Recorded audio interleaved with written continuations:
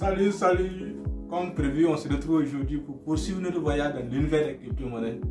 Quel que soit votre profil d'investisseur, il est très urgent de prendre le contrôle de vos crypto-monnaies à partir de maintenant. Dans cette vidéo, je vais vous aider à optimiser la sécurité de vos fonds grâce à un choix judicieux de portefeuille. Pour ceux qui nous suivent pour la première fois, je suis Duba Torkaf.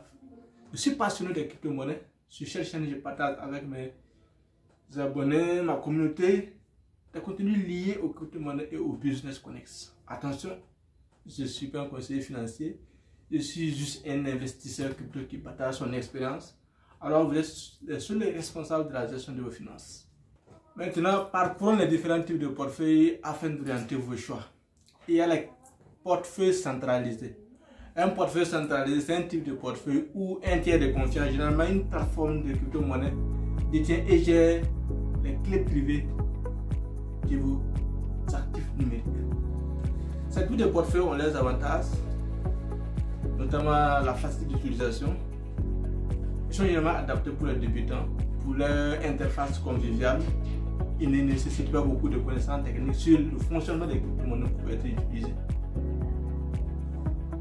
Il y a également le fait que vous pouvez facilement récupérer vos comptes avec les portefeuilles centralisés. En cas de perte de vos mots de passe, cette plateforme peut vous aider à récupérer votre compte et vos fonds. Il y a également des fonctionnalités supplémentaires, par exemple, vous pouvez faire du trading sur le futur, vous pouvez faire par exemple du stacking. Stacking, c'est quoi? C'est une sorte d'épargne qui vous permet de faire des revenus aussi. Vous pouvez par exemple participer au lance pool, au lance part. Néanmoins, il y a également des inconvénients. Par exemple, vous devez faire confiance à la plateforme. Étant donné que la plateforme gère vos clés privées, vous devez faire confiance à la plateforme. Ce qui fait qu'en cas de piratage, vous pouvez perdre vos fonds. C'est le cas par exemple de FTX qui, depuis lors, les utilisateurs sont en train de poursuivre pour un remboursement. C'est ça aussi les inconvénients. Il y a également le fait que vous avez un contrôle limité sur vos fonds. La plateforme qui contrôle vos clés privées, vous voyez que vous dépendez de pouvoir accéder à vos fonds.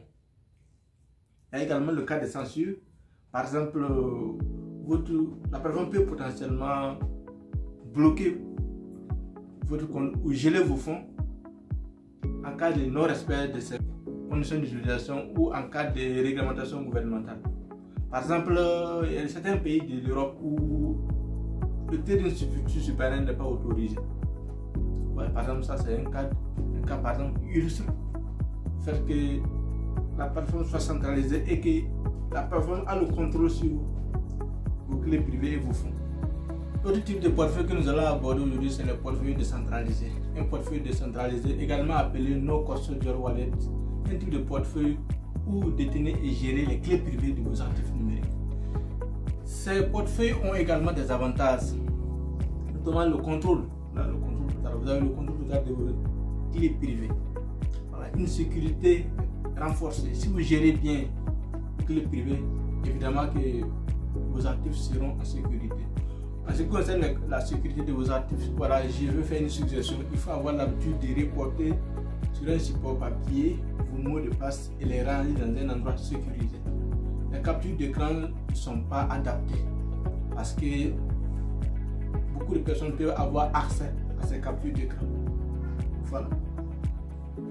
Il y a aussi le fait que avec les portefeuilles décentralisés, vous n'avez pas besoin de communiquer vos informations personnelles à une personne tierce. Voilà. Donc vous ne devez pas communiquer vos informations aux autres. Surtout pour ceux qui vont créer les portefeuilles décentralisés. Par exemple, je prends MetaMask Trustwallet. On vous donne 12 mots secrets. Ces mots doivent être gardés par vous-même. Aucune autre personne ne doit avoir accès à ça. Voilà. Bon, voilà un peu les avantages de ce portefeuille. Mais il y a aussi des inconvénients. La responsabilité. Tant responsable de la sécurité de vos clés privées, si vous les perdez accès à vos fonds de façon irréversible. C'est ça l'inconvénient. Il y a également la complexité de ces plateformes. Notamment pour les débutants, c'est souvent très compliqué pour les débutants de maîtriser ces plateformes décentralisées. Voilà, il ne faut pas également faire du trading, voilà, sur ces plateformes-là. Donc, parlant de façon synthétique, ce que nous pouvons dire de ces plateformes, de toutes les façons, chacune de ces plateformes, chacun de ces portefeuilles vous sera utile selon l'usage que vous voulez en faire. Ça dépend de votre profil d'investisseur. Si vous êtes par exemple un débutant, voilà, les portefeuilles centralisés sont mieux adaptés pour vous.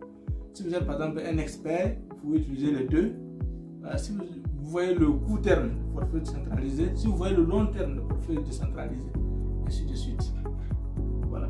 Et par exemple, pour aussi optimiser la sécurité de vos fonds, vous pouvez ouvrir plusieurs comptes sur plusieurs plateformes.